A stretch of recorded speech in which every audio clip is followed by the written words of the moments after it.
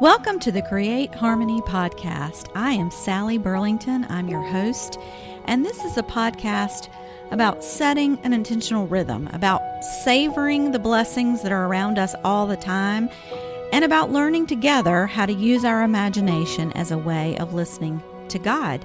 Now, if you want to learn more about how to bring stillness and gratitude and things like that to your life, you're probably going to find a lot here that you love. And if you are a person who likes to be creative and fun, there is a place for you here as well. In this place, we'll take a few minutes to celebrate those everyday joys and remind ourselves how to notice goodness that is around us all the time.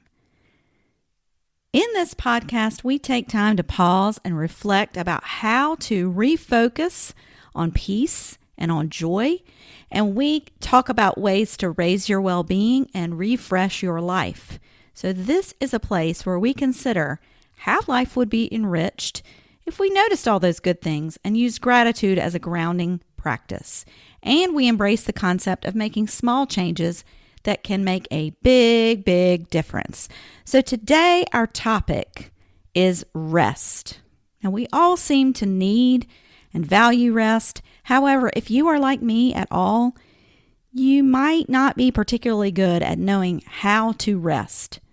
So I had said if productivity and rest were characters in a story, I think the story would go a little bit like this. Productivity would play the role of the superhero. It's the hero of every good story about how life is going. And the reason I say that is because we have lots of resources and opportunities and ways to know how to be more productive, and we feel very comfortable showing others our to-do lists, our calendars, our planners, and when we've been successful with goal setting. And now on the other hand, there's a villain in our story, and this villain is something that we should fear, and that villain is laziness. We all seem to be concerned that laziness will capture us up and torture us if we slow down or we pause in any way. Slowing down puts us at risk to that villain. So we don't share with others. We don't have a lot of resources to know when we slow down and when we rest. We don't tell people that we're going to slow our pace as easily. Rest plays the role of this ethereal being, like a ghost that most of us can see or recognize, but few of us get really close to. Rest is a nice to have, but rarely makes it to the top of most to-do lists. We treat it like something that we get as a reward for perfect performance on all of our tasks. And it's kind of like if the most mighty of us could just continue on without needing rest and never rest again. But scientifically, none of those ideas are sound. We all need rest, and we all need rest on many different levels. We often find ourselves in periods of burnout because one of two things happens. We either failed to rest at all, or we chose a type of rest that didn't match our needs. And I'm including myself right there with you. My ability to know how to rest in ways that are restorative is pretty hit or miss. So the reality is, rest is something that must be scheduled. You must be intentional about it. It is not going to happen automatically in our packed calendars. And some of you are probably thinking right now, yes, I know I need to rest, but I just can't afford to take the time. My life is full of real priorities that must have my energy. And in response to that thought, I will pose this question. Is it reasonable to think that God would call you to a life that does not support your best health? So let me say that again. Is God calling you to a life that would have a rhythm that does not allow you to thrive? Now, if the answer is no to that question, it's time to work on finding ways to incorporate rest into your routine. Of course, there are always times, you're always going to have seasons and times in your life that you have to push through, and you can't find time to rest as well as would be ideal. But we need to keep those seasons short. And even if you're going through an extra stressful period, perhaps this is when you're called to rest even more frequently.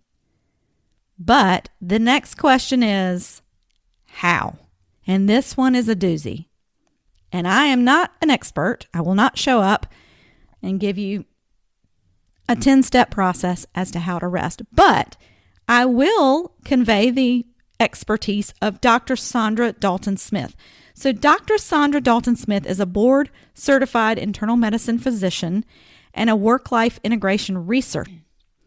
She has identified 7 different types of rest, and that really has helped us deepen our understanding of how to rest more completely and how to avoid burnout. So I'm going to tell you the different types of rest that she indicated. They are physical, mental, emotional, sensory, creative, social, and spiritual.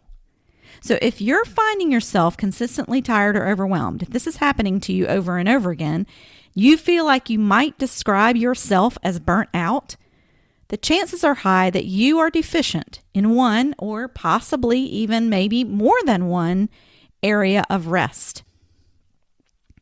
Over the next few weeks, we're going to more deeply discuss rest and all of its different forms. We're going to delve into each of these areas and talk about them in more detail so that you can incorporate them into your life and understand where you might need to add a different type of rest to your schedule.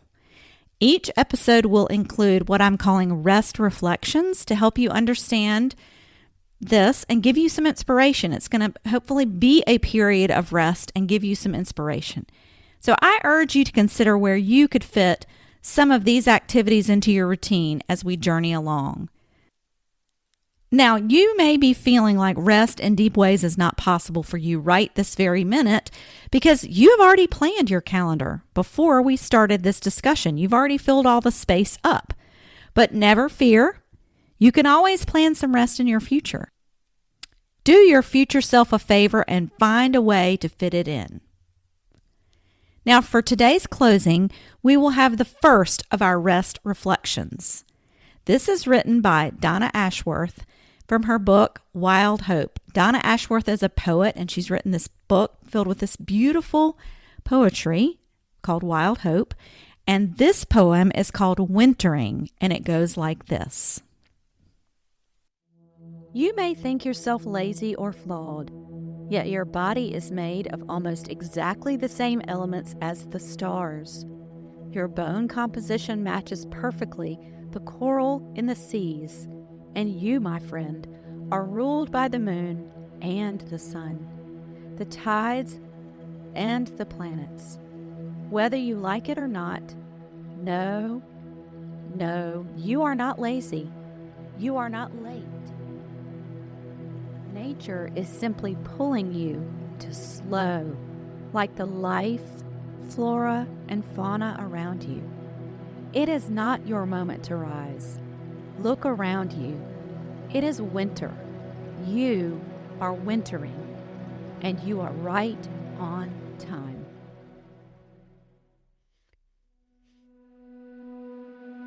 Thanks so much for joining us as we wrapped up this Winter Wellbeing series. Hopefully you were able to find some tools during Winter Wellbeing to make this season a little brighter. And we hope you'll continue to join us as we examine the concepts of rest over the next few weeks. And if you are still enjoying this podcast, feel free to leave a review so that more people can find us and more people can talk about rest with us. Also, pass the word along to any of your friends who might want to learn more about rest. I'm sure you know some people who need to find some more restful practices, because we all do. So invite them into the conversation as well. We always welcome more folks to join us here at Create Harmony.